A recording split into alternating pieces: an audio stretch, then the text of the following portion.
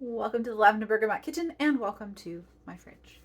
So I wanted to just talk to you a little bit about how I organize my refrigerator to help me cook from scratch a little bit easier and more often and reduce my food waste.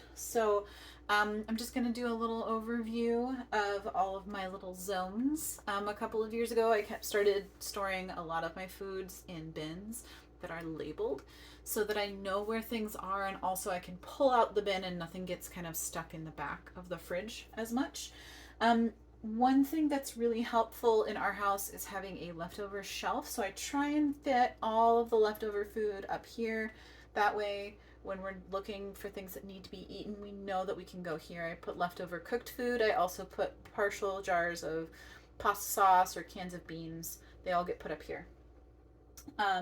The dairy lives here, our buttermilk and milk, yogurt, and our herbs. I always keep my herbs in a jar covered in a plastic bag. That keeps a nice humid environment, and my cilantro and my parsley last a lot longer that way.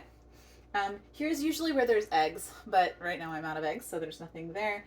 This is an amazing contraption that I store my lettuce in.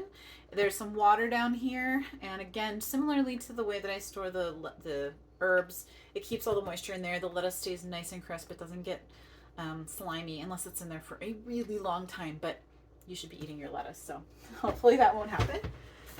There's two bins that are not labeled, but one of them is nuts and seeds and my yeast, just because I didn't have anywhere else to put it.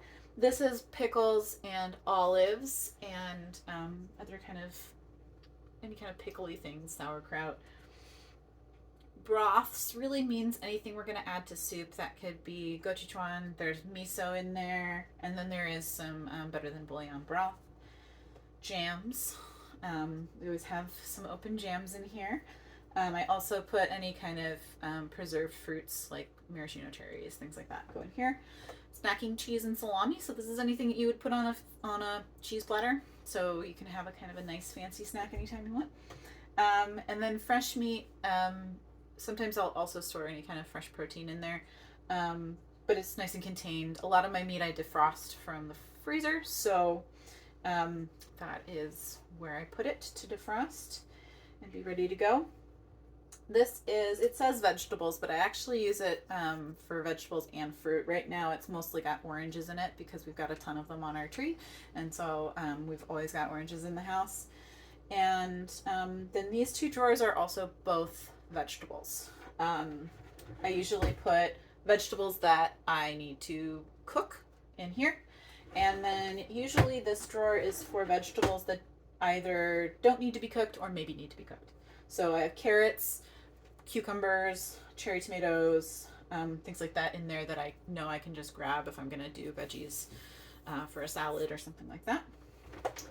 And then finally down here in the bottom, which unfortunately we can't really see, there's one big long drawer, and in there I have my cheeses, and also a lot of our fruit stays down there.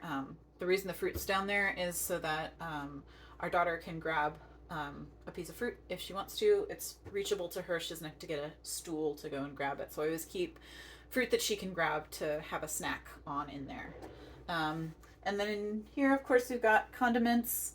And over here, unlike in most of your fridges probably, this was a very strange small shelving, but this is all hot sauce. So that's probably not something that's in everybody's house, but in our house, we have an entire door of our refrigerator dedicated to hot sauce. So let us know in the comments what you keep in your fridge, how you organize, and how that helps you cook from scratch more often.